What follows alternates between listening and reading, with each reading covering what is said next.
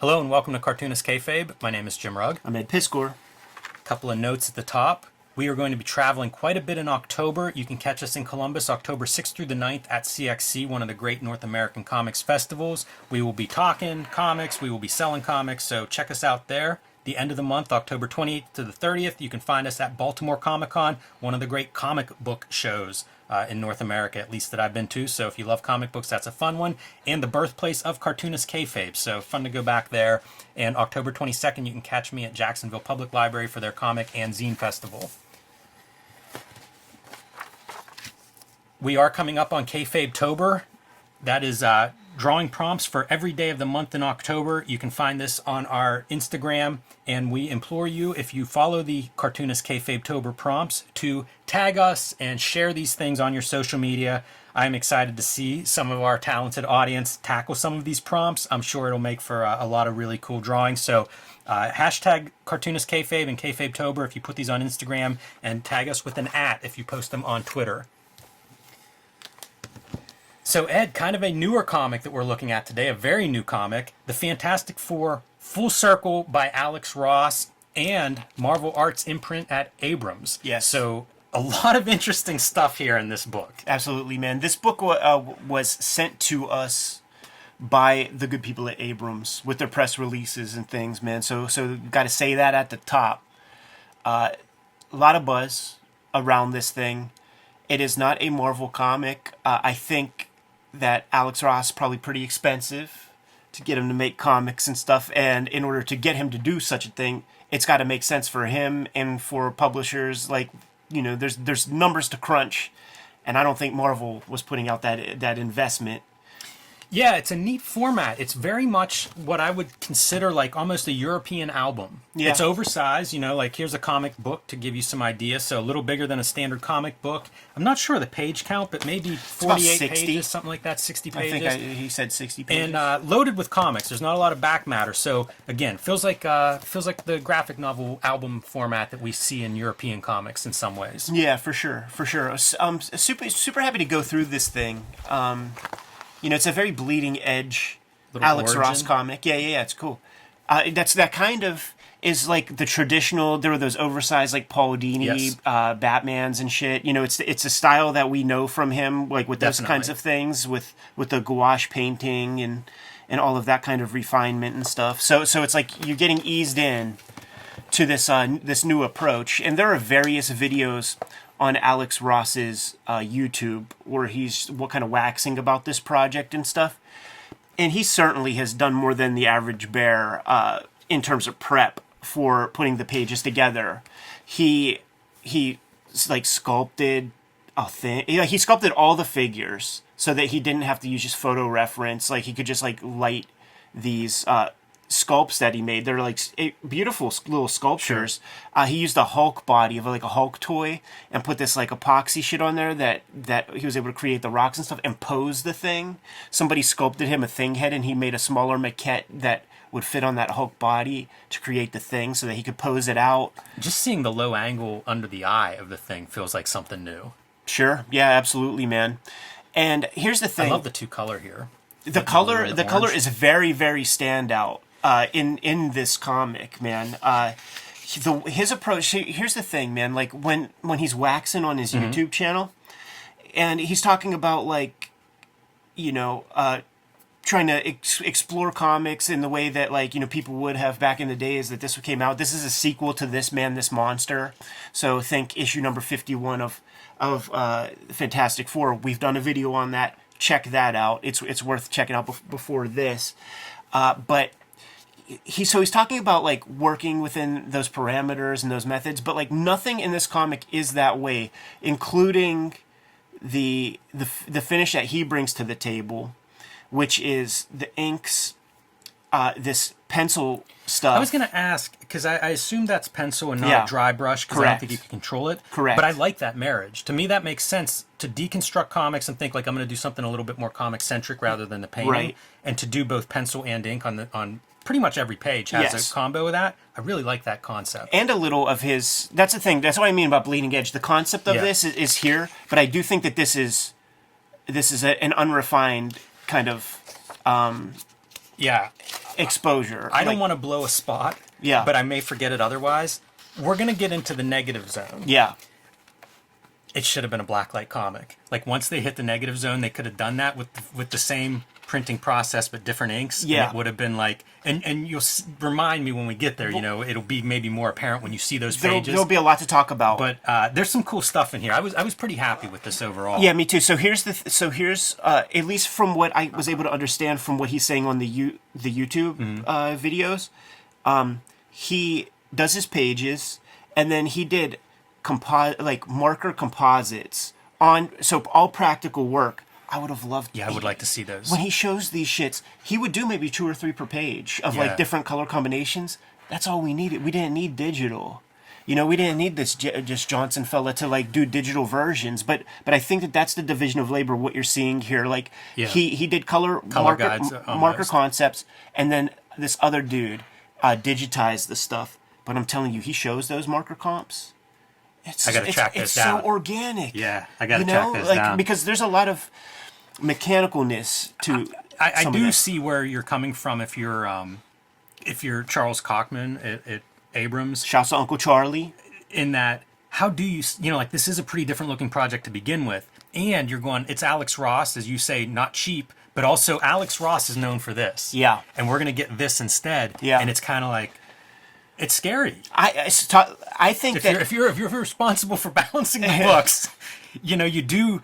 I'm sure it's a little bit scary. It's a big investment, and it's like, all right, we're going to sell this Alex Ross that looks a little different than Alex Ross. We're here. We're talking this stuff. We have only a couple of those YouTube videos, and we have our own opinions and conjecture to put into this. Yes, we're talking comics, and we can make some suppositions because that's what we're like. I'm not here to just give you story information. I have my own thoughts, and I think that because he showed a lot of mock-up things. There's an image. I mean, there's a video where he's inking the thing, and I think this is me projecting with very limited information. I think that he would have liked to have tried to ink it like in a traditional kind of Joe Sinnott way, and divorce. Like try to imagine this without the extra pencil fuss. It's not pleasing. Like his inking, just because he's cool at like wielding that shit when he's doing his gouache paintings and stuff, his ink line is boring in a way. And that extra little noise that he adds creates a little bit more warmth to the stuff. And I think he wanted to try to be classic, but when he saw what that result was, because there's so much noise really, like the pink and the yellow, like there's just a lot of noise, and that's not a bad thing per se. Like I love seeing there's no black in the mixtures of these colors. Right. You know what I'm saying? Like it's totally saturated, poppy fucking color, which is super cool, but there's even noise in the color. So he's, beyond the storytelling, he's adding a lot of bells and whistles in his own way. There's not much like lens flare, like fades. It's a lot of like blocks of color to sell you on this stuff. But it's very wild shit. I don't know if it shows up well on the screen for people, but there are dots too. Yeah. So I think that's probably a conscious effort of like referencing dots of old comics. Exactly. And I got nothing against that. Like, sure, why not? You're trying to reference a certain. Obviously, it's a reference to a story from the '60s. So like there is an homage involved, and I think that you do that in different. I think we've done that in different ways. Like trying to do color and different things that are designed to look good, but also in some cases designed to reference time periods and things like that. So I think you see some of that mix going on. And I just think it's exciting that an artist as successful as Alex Ross, style-wise, goes, let me try something different. 1,000%. Absolutely, man. That's what I like this for. Because he never needed to do anything else ever in his life. Like he could be doing portraits of Superman and selling those for 5-6 figures forever. Absolutely, man. So like, it's so commendable to see the guy stretch himself a little bit, get out of his comfort zone a touch, do something. I also think of him as full-on fanboy. Yeah. Just full-on. There's a, like, dividing line. Like, when they show his studio and stuff, there are the guys who are like, #life goals, to have, like, every Mego figure and shit like that. And there are other guys who are like, what a fucking man-child, and shit like that, right? So he is firmly fanboy. It's probably a conversation for another day in terms of like, cost-benefit to the consumer, because this is like does it deserve such a deluxe treatment in terms of customer dollars spent? Because it's a comic that you read and will forget about in terms of story, or the story is, he's an artist, which, by the way, I want to also put out props to, like these writers, man, they got a lot of power in comics right now. All artists should write their stories, whether it sucks or not. Yes. Stretch your chops, learn it. You learn to draw, do a bunch of comics, you'll probably learn to write, serviceably. So, mad props for writing it, but it's still, the writing hasn't caught up to his draftsmanship, or whatever you want to say. Yeah, keeping it, the idea that this is a sequel to This Man, This Monster. Yeah. It does kind of feel Silver Age. right. It's a Silver Age comic. So I don't know. Like, I didn't mind the writing. It didn't stand out to me. I was pleasantly surprised overall by this.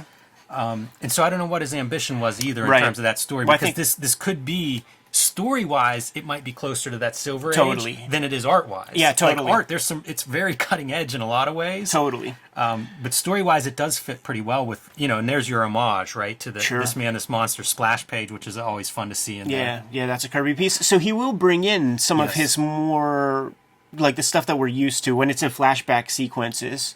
I think his thing is phenomenal. Yeah. I absolutely love it. It makes me want to seek out that video and see like how he's putting that stuff together. Yeah. By the way, coloring some of his black lines too. Totally. A technique that we talk about quite a bit, but makes for a very nice page where it's like, okay, now we're connecting these two faces. It's almost like directional devices with that, and that lamp is a Kirby collage. You almost, Totally. You almost don't see just like typical Caucasian peach flesh anywhere in this comic. No, I like the color guides too. Yeah. There's a lot of thought of like two colors maybe on a lot of these scenes. Sure. Some real. I like a lot of the color choices. And it's CMY type shit, Yes.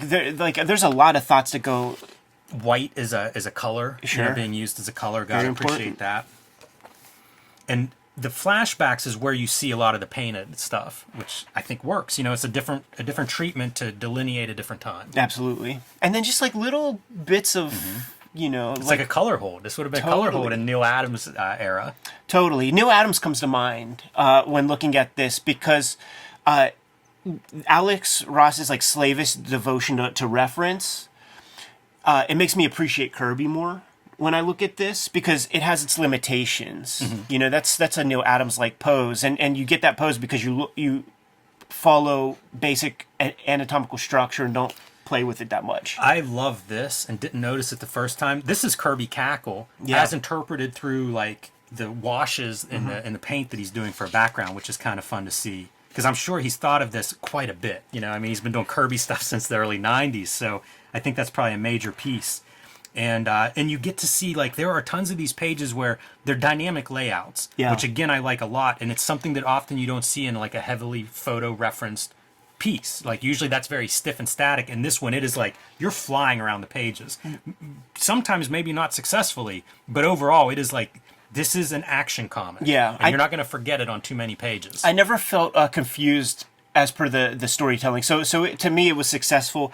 And that's commendable because there are no real gutters. It's like all color everywhere. And if white is used, it's used specifically for the composition stuff. So you have images touching panel borders from multiple panels. You could fuck that up real easy. Like, you could see how something like that could be fucked up. I didn't detect any uncomfortable tangents that took me out of the story, which speaks to, his mother. Alex Ross's mother was like a professional illustrator. Yeah. And probably, informed. He knew about tangents before you and I knew about tangents and things. This is a wild tangent. Sue's leg, Yeah, but also almost perfectly Sue's hair. with her hair. Yeah, sure. But no problem with the reading experience. And another place where you would see this kind of stuff is Neil Adams' work. So there's a lot of like push-pull. It's there's Kirby to it, but then there's also, continuity. I Studios would type say, shit to like, it. colorists, check out this book. Because Yeah, he definitely. uses color to create, like, clarity and points of interest. Totally. Pretty awesome, especially for something that has this much, like, black going on. You're not going to be able to do, like, your blacks as sort of your focal points. Yeah. Does color really well. And when you mentioned about him doing, like, marker guides for some of the coloring, I can see why. Like, these have to be Alex Ross figuring out the It's all colors, and, choices, like, yeah. planes of the face and stuff like that. I just don't I don't know that you could trust a colorist to do that. So it makes sense that you would have Ross weighing in on that stuff. His Human Torch is phenomenal. Yeah, and he's keeping his same Human Torch that he sort of, we've seen him establish that Human Torch. It's a really good effect. Something I wanted to say from the beginning is you would see his pencil drawings all the way back into the 90s. Oh, yeah. Like a lot of times it'd be like character designs, but once in a while you'd see a cover or something like, I think the Extreme Source book, it was like Supreme on the cover. And I always loved those pencil drawings, honestly, more than a lot of his paintings. And so it's kind of neat to see him working in that way. And I bet you he heard this from other people, like, oh, I really like those drawings. Do more drawings. Let's see more drawings. So it's kind of cool to see that. Man, it's crazy how dense these pages are, too. He's really building a lot in and not a lot of gutters. So, like, when you have no gutter, that's more of, like, you got to be conscious of those tangents. Absolutely. You got to be smart about your color, indicating where one moment ends and another begins. There's some of that fanboy shit, man, because he's got, like, the little robot from the cartoon. Yeah. And they have many little robots. I think there's a lot of fanboy shit. I've been talking about it's fan fiction. This is Alex Ross Fantastic Four grand design. It's the world we live in with that stuff. The costume I think looks really cool, and I just imagine like black ink lines, giving it that sheen by having a lot of black on there. Yeah, he even sewed, like when we get to the iridescent. All right, so quick pause to do some business here. If you want to keep Cartoonist Kayfabe on the air for free, we are working Cartoonist, and the way we pay the bills is we sell our comics. My latest comics, speaking of fan work and fan art, Hulk Grand Design Monster Madness. These 2 issues, 40 pages each, retell the 60-year history of the Incredible Hulk. They are available now wherever comic books are bought and sold.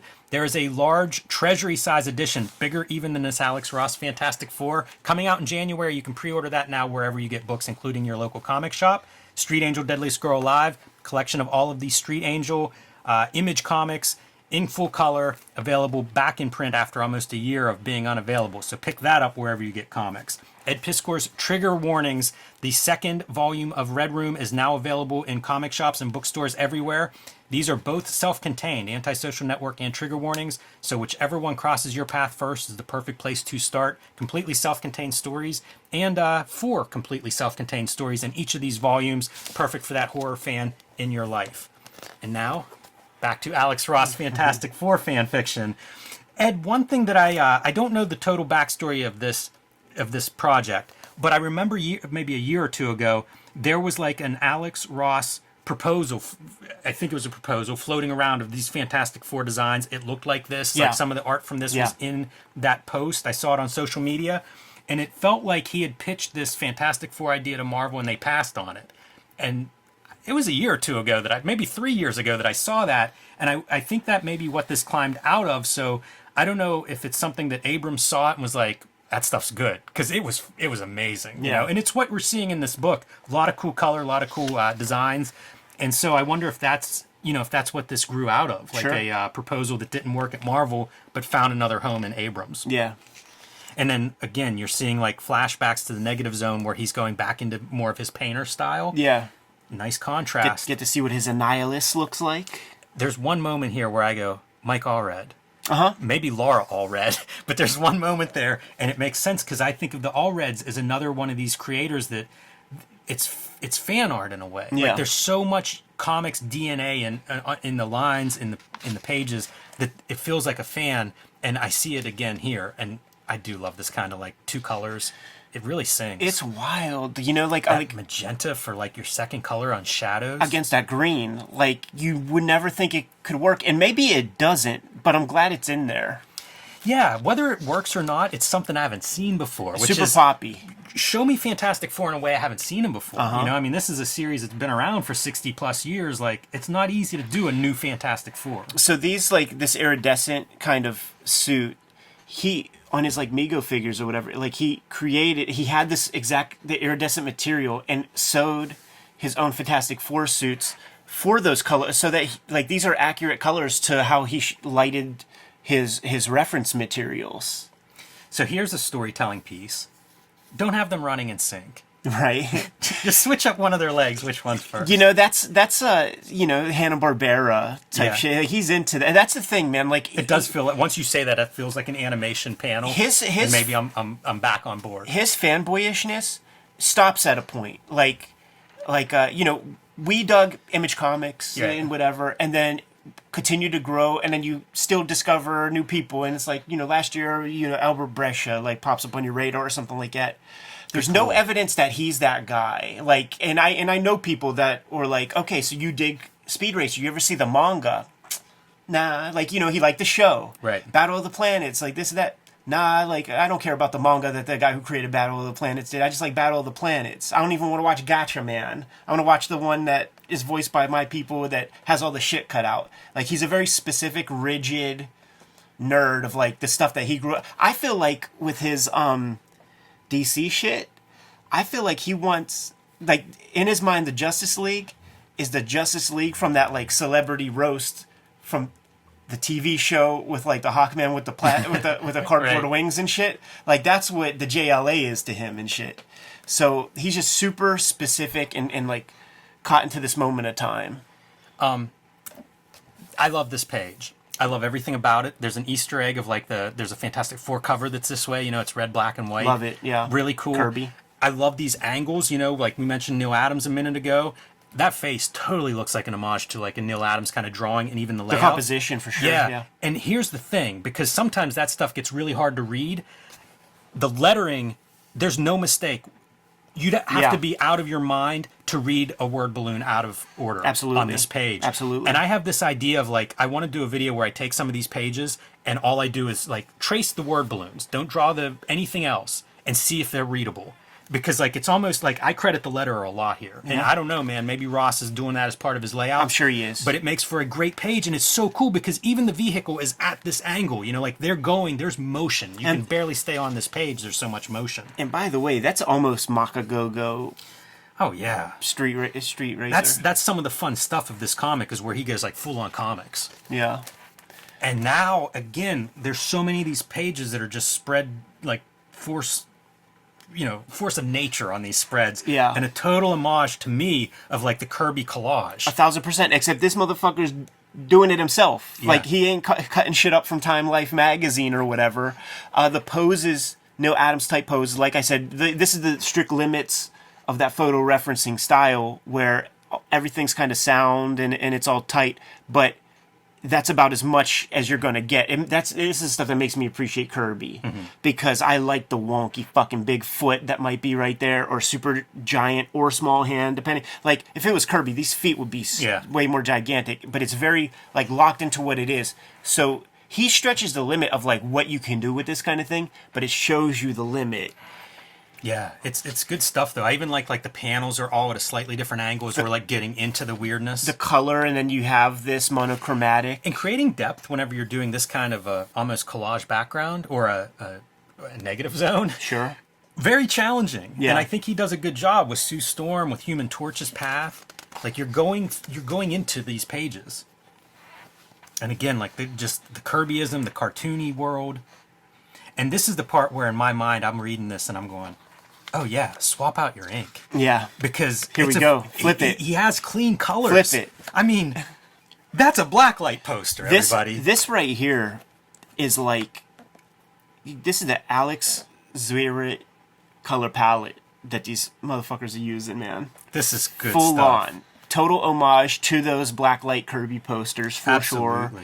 sure. But like, Alexis Zwirit primes the pump in my mind for making those blacklight look in, comic pages, and that's what this feels like. Big Annihilus head. It reminds me of the 2-page Kirby stuff from the 70s, like whenever he'd be drawing gods and you're just getting like a little piece of them because they're so big. The spikes on the shoulder pads, and then white outlines for your figures because Sue's made them invisible so you can follow them. It still reads, and the white actually I think makes the figures visible. What's real wild is reading this comic, like getting to this page, I'm not really paying, I'm just seeing shapes and like machinery or something like that. And then I see these guys. And then at a certain point you realize that it's Annihilus. And we're looking at our monitor here, and you really can see the Annihilus figure very, very clearly. And, you're so micro here because you're paying attention to our guys here. And then it takes you a second, you're like, oh shit, that's a big-ass character in the foreground. Yeah. Yeah, and little abstractions like some of the black choices and the black marks remind me of Kirby. It's not the Kirby language, but he would use that really well. This is Kirby language, these patterns right there. And you know what else it is, dude? Wonder how big he drew this. This is the goddamn Doc Martin dies Kirby gods kind of shit. Yes, it is. Where he's using all the black and then has those like very bright colors. Maybe that's what's informing some of this shit. Because like he was talking about like an evolution of Kirby, and those Kirby watercolors. First off, it's something that speaks Ross's language with the medium in a way. Like gouache is his paint, and Kirby was using Doc Martin dyes, but still, just that application of color. Wow. And you turn the page after that thinking like, well, how do you top that? And he continues to do these like amazing canvases. Yeah. I do think he takes good advantage of an oversized page and being able to control his spreads. It's this stuff. Like I feel like he likes Alexis Zurich. Your black light would have, put in those fluorescent inks. LB because, Cool. Skinner, like those dudes, man. It's a lot of money shots in this thing. Oh yeah. And I like the designs of a lot of these creatures too. They look good. Sometimes that's a place where people fall down and that they don't do good monsters or whatever, but several of these, they're varied enough that it's pretty interesting as your eye wanders around the page. And it gives you opportunity to separate them with color. The Fantastic Four look great. Look at that, like mid-light, like the shadow part is a green. Mm-hmm. Like that would be black in Black Line Repro. And his page layouts, they continue to be a strength, and I commend him for that. Because man, people drop the ball in there. Using your black and coming in and out of that, and now you're back. How about Mark Texiera? Sure. To me, comes to mind with like I often fail to describe his work in ways that what I see in it, I see some of this. Like there's an illustration technique that's in some of his drawings and his ink work that really pops. And weirdly, I can see it in Alex Ross. Yeah. Some of that eyeball jumping totally. Some of the color stuff too. There was, I don't know if, and maybe you know this. There were these heavy metal comics that Neil Adams did with Mike Hinge, and I don't know if Mike Hinge was like in Continuity Studios for a minute or something like that, but it would be, think of the Neil Adams kind of character squash and stretch and perspectives and stuff, and like some of that Mike Hinge color where it would just be very psychedelic colors like butted up against each other. There are elements of that I see in here.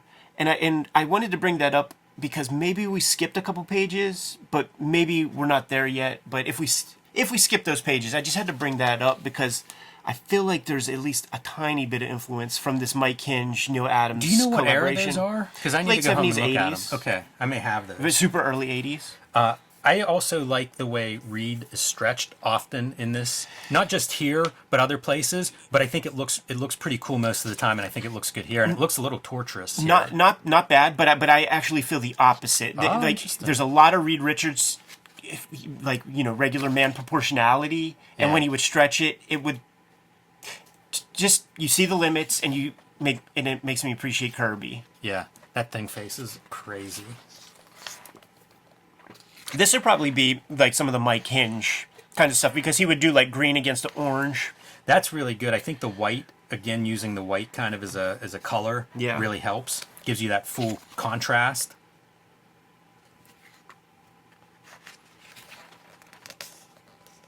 That's good too. I love Three Eyes. You're playing with a psychedelic character, so that's one of the good moments to exploit that a little bit.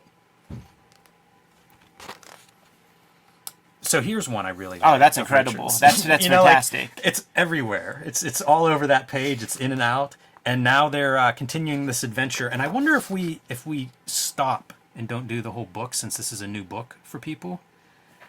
There's still another segment of this to go as they find like a counter Earth, and they're going to find some recurring characters and things on this Earth. I think you've seen enough probably at home to judge whether this is something you want to spend more time with, if it's something you want to track down on your own. I had fun with this. I had a lot of fun with this. Didn't know what to expect, but I feel like I said at the beginning, it's like an artist that really doesn't have anything to prove or show, and yet comes up and does a lot of new stuff for him. Yeah. And quite frankly, kind of new stuff for Fantastic Four, a Marvel comic style storytelling, and I had fun spending time with it and talking about it. Someone in the chat said there is no crying in comics, and I think we have some of those panels that coming. That's what you're missing, I think, is some tears. I mean, it's a very some very melodramatic tears. But all those things that you say are the things that I praise about this book. This dude didn't have to be making comics. He's stretching himself by allowing some. I just can't help myself. some new, trying some new things. I love the color approach, and I think that it's something worth studying for your own comics, to just try to see how you could push color. I could see Tom fucking getting his mind blown. Yes. I wish Tom was here for this. I would love to hear Tom's thoughts on this. At the colors in here, and I promote the idea of artists writing their own stories, win, lose, or draw. Like, just do it and figure that part out, because the writer who's able to write 5 things per month is going to have a better shot at success in life than just an artist who could do 1 thing per month. So maybe you should just draw what you want to draw. And also, this feels like a labor of love. Yeah. We often slam jobbers. This feels like, and this is a job kind of comic. You're working on characters you don't own, but it feels really sincere, and that's what you get if you write your own stuff. Yeah. Otherwise, it's like somebody wrote a Fantastic Four story, and I like Fantastic Four. There's a few things I don't want to draw, but overall, hey, it's right. Write it yourself. Yeah. Make it the love letter that you want it to be. I mean, this is a love letter to the Kirby Lee Fantastic Four comics, and it shows. It shows page after page. It looks like there's nothing Alex Ross would have rather been doing than drawing this page when he was drawing it. Yeah. He has such a reverence for that material, and it's worth it for those reasons. All right. So we'll leave that Leonard Nimoy section at the end. Right? Do you think that was Leonard Nimoy? I did see Leonard Nimoy in there. And there's a woman character with like a pronounced brow. I really like that character design. So there's still good stuff in here that we didn't, not going to spoil. But a pretty fun outing. And it makes me curious, like, what else does Abrams have planned? They have plans, man. They have plans. We'll leave it at that, man. You good to go? Yes. Kayfabers, like, follow, subscribe to the YouTube channel. Hit the bell, will notify you when new vids are available. Jimmy, what's out there? Street Angel, Deadliest Girl Alive. My collection from Image Comics is back in print, full color, and back in comic shops everywhere. So pick that up wherever you buy books. Hulk Grand Design, Monster Madness, my 2 oversized issues of the 60-year history of the Incredible Hulk, are available in comic shops everywhere, assuming supplies are still available. The collection will be out in January, and you can pre-order that now at your local comic shop or wherever you buy books. And you can join me on patreon.com/JimRugg, where you can see a lot more of my comics and art. Red Room Trigger Warnings is out in stores at this very moment. Murder on the Dark Web for Fun and Profit is the name of the game. Contains the 2022 season of Red Room comic books. 4 issues put in there with about 70 pages of additional materials. All those issues are self-contained, which makes the book reasonably self-contained. If this is your first exposure to the comic when you're out at the stands, scoop it up. You're not going to miss anything. And if you dig it, grab the first one. I'm serializing the next round of Red Room comics on my Patreon and beyond. There's a lot more comics that I'm going to be putting on Patreon. Also, $3 will get you the archive, get you all of these comics, plus this forthcoming stuff that hasn't seen print. You can hit up my link tree in the description below this video to get to those destinations. Jimmy, what else do we have out there? Subscribe to the Cartoonist Kayfabe e-newsletter at the links below this video. You can also find Cartoonist Kayfabe t-shirts, merchandise, fanny packs, and more at our spread shop. The link is also below this video. Another great way to support the Cartoonist Kayfabe YouTube channel. Giving us marching orders, Jimmy. We'll be on our way. Read more comics.